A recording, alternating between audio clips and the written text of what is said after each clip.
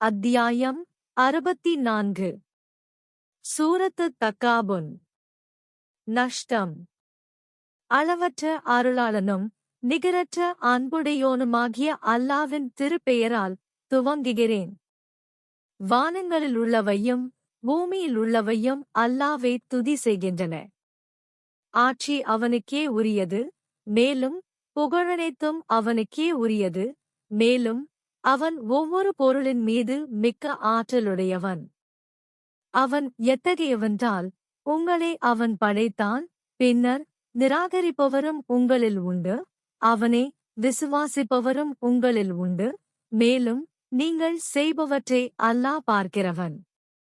தீர்க்கமான அவரது முடிவால் நீதியைக் கொண்டு வானங்களையும் பூமியையும் அவன் படைத்திருக்கின்றான். அவனே உங்களுக்கு உருவம் அமைத்தான், பின்னர் உங்களுடைய உருவங்களை மிக்க அழகாகவும் ஆக்கி வைத்தான். அவனிடமேதான் நீங்கள் அனைவரும் திரும்பிச் செல்ல வேண்டியதிருக்கின்றது. வானங்களிலும் பூமியிலும் உள்ளவற்றை அவன் நன்கறிகிறான். நீங்கள் இரகசியமாக்குவதையும் நீங்கள் பகிரங்கமாக்குவதையும் அவன் நன்கறிகிறான், மேலும் நெஞ்சங்களிலுள்ளவற்றை அல்லாஹ் நன்கறிகிறவன். மனிதர்களே, முன்னர் நிராகரித்துவிட்டோரின் செய்தி உங்களுக்கு வரவில்லையா? பின்னர் அவர்கள் தங்கள் செயலின் தீய பலனை இவ்வுலகில் சுவைத்தார்கள். அன்றியும் மறுமையிலும் அவர்களுக்கு துன்புறுத்தும் வேதனை உண்டு. அது ஏனெனில் நிச்சயமாக தெளிவான அத்தாட்சிகளுடன் அவர்களுக்காக அனுப்பப்பட்ட நம்முடைய தூதர்கள் அவர்களிடம் வந்து கொண்டே இருந்தார்கள். பின்னர் அவர்களோ, நம்மை போன்ற மனித இனத்தவர்களா நமக்கு நேர் வழிகாட்டுவார்கள் என்று கூறினர். பின்னர் அவர்கள் நிராகரித்துவிட்டு புறக்கணித்தும் சென்றுவிட்டனர் என்ற காரணத்தினாலாகும்.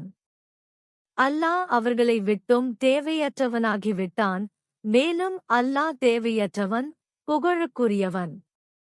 மரணித்த பின்னர் நிச்சயமாக உயிர் கொடுத்து அவர்கள் எழுப்பப்படவே மாட்டார்கள் என்று நிராகரிப்போர் எண்ணிக்கொண்டிருக்கின்றனர். நபியே, நீர் கூறுவீராக, அவ்வாறல்ல.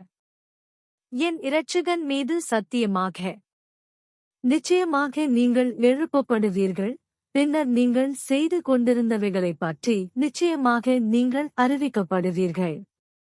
மேலும் அவ்வாறு செய்வது அல்லாஹ்வுக்கு மிக்க எளிதானதாகும்.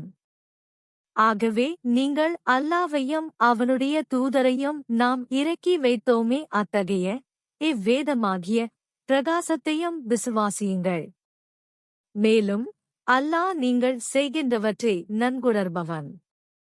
ஒன்று கூட்டப்படும் மறுமை நாளைக்காக உங்களை அவன் ஒன்று கூட்டும் நாளில் சகலவற்றைப் பற்றியும் அறிவிக்கப்படும். அதுதான் விசுவாசிகளுக்கு இலாபம் தரும் நாளும் காஃபிர்களுக்கு நஷ்டமளிக்கும் நாளாகும். மேலும் எவர் அல்லாஹ்வை விசுவாசித்து நற்கர்மங்களையும் செய்கிறாரோ அவருடைய தீயவைகளை அவரை விட்டு நீக்குவான். அவரை சுவனபதிகளிலும் அல்லாஹ்வாகிய அவன் புகச் செய்வான். அவற்றின் கீழ் ஆறுகள் ஓடிக்கொண்டிருக்கும். நிரந்தரமாக அவற்றில் அவர்கள் தங்கி இருப்பவர்கள். அது மிக்க மகத்தான வெற்றியாகும். அன்றியும் நிராகரித்து நம்முடைய வசனங்களை பொய்யாக்குகின்றார்களே, அத்தகையோர் அவர்கள் நரகவாசிகளே.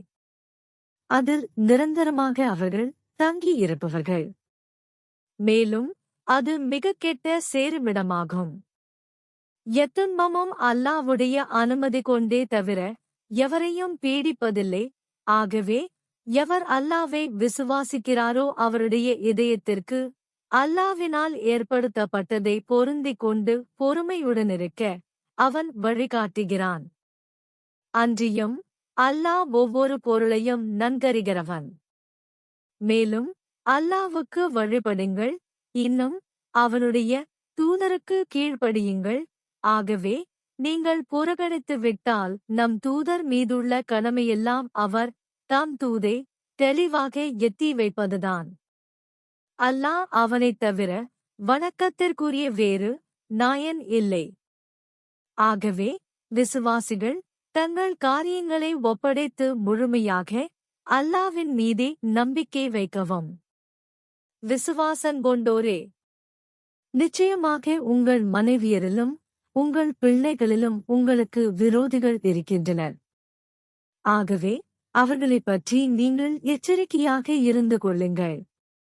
மேலும் அவர்களில் ஏற்பட்டவற்றை நீங்கள் மன்னித்து அதை பொருட்படுத்தாதம் விட்டுவிட்டு இன்னும் அவர்களின் குற்றங்களை பொறுத்தருள்வீர்களாயின் நிச்சயமாக அல்லாவும் உங்களுடைய பாவங்களை மிக்க மன்னிக்கிறவன், மிக கிருபையுடையவன். நிச்சயமாக உங்களுடைய செல்வங்களும் உங்களுடைய பிள்ளைகளும் உங்களுக்கு ஒரு சோதனையேயாகும். அல்லாஹ் அவனிடமே மகத்தான கூலி இருக்கின்றது. ஆகவே இயன்ற அளவிற்கு அல்லாவை நீங்கள் பயந்து கொள்ளுங்கள்.